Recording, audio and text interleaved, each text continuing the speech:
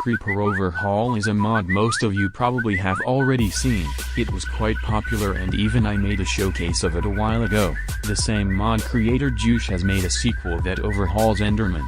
Before my quick showcase, I want to say that you can get on a list of supporters and get in the video by donating if you want to support my channel. I'm not getting a penny from making these videos, so it can definitely help a lot. Thanks. The first Enderman is from Badlands biome, and as you can see it looks amazing. Just like any other mob from this mod, it has glowing eyes and it can drop a normal ender pearl, but it also has a rare item, Badlands Hood. Not only it's visually beautiful, but it gives you some armor points too. The next Enderman can be found in caves, and this one is pretty scary. It also wants to kill you even if you haven't looked in his eyes. I would say it can be pretty creepy when you see something glowing in the dark and suddenly he teleports and tries to kill you. Terrifying, but drops raw iron. However, fighting tons of them is hard even with netherite armor. But if you're scared of cave Endermen, don't ever go to dark forest. This is by far the scariest mob from this mod, maybe on the same level as the warden. I'll let you listen to it.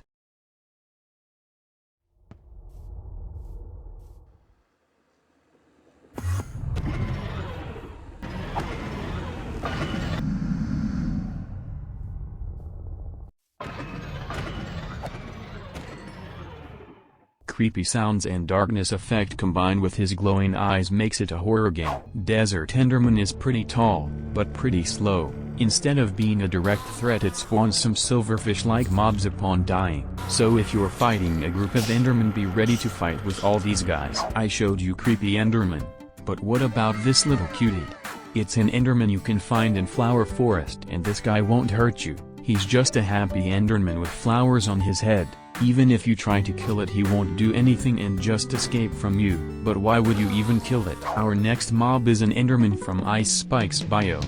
This is one of the tallest ones here, and he's slower than an Enderman from the desert and can drop ice blocks. However, his second drop is a completely new ender pearl. I will show you how to use new pearls later in the video. Mushroom Island biome is not where I expected to see a new Enderman, but here he is. That's a friendly mob again, and he won't attack you. I really like his texture.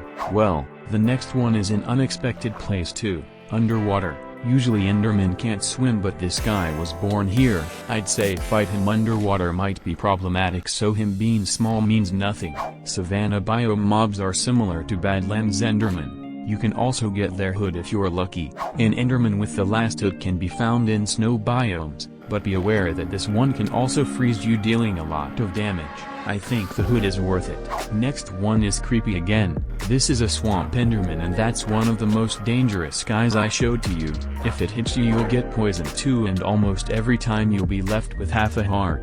Windswept Hills Enderman reminds me of some creepypasta, but I can't remember which one. And also that's the last Enderman in Overworld. Now let's go to the Nether. Every biome here has its own type of Enderman.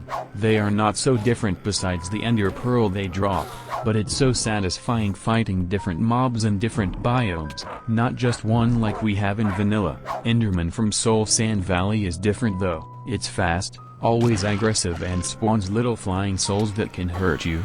I guess it's time for two final Endermen before I will show you every new ender pearl. The Enderman you can find on the main island teleports you instead. It can be confusing if you're fighting with a small group of them, but overall it's not hard to defeat. But an Enderman on the other islands spawns 3 glowing cubes that can fly like a shulker projectile, but once it touches you, you get teleported and take damage. Let me know what Enderman you like the most, and let's check their ender pearls. We have 8 new pearls. Let's start with the corrupted one. It can be used like a weapon because once it touches your enemy, it gets teleported to a random location. And yes, you can use it on yourself. You can bound this next pearl to a mob you like, run wherever you like, and teleport this mob to you. You can use it on an infinite distance though, so it's not so OP. I even tested it by placing a mob in spawn chunks, but the pearl just loses the link to the entity. Bubble pearl can teleport you to its location, but it has no gravity, which means throwing it is not so dangerous anymore. Summoner pearl pulls nearby entities to it. Ice pearl just freezes enemies you hit with it. Warped and crimson ender pearls meant to be used in combat because the first one gives you resistance and the second one gives you strength. The last one is the Ancient Pearl, which is my favorite because you can spawn your big army of Endermen that will help you in fighting monsters. Later you can just use right click and take them with you. Like, sub, comment, buy.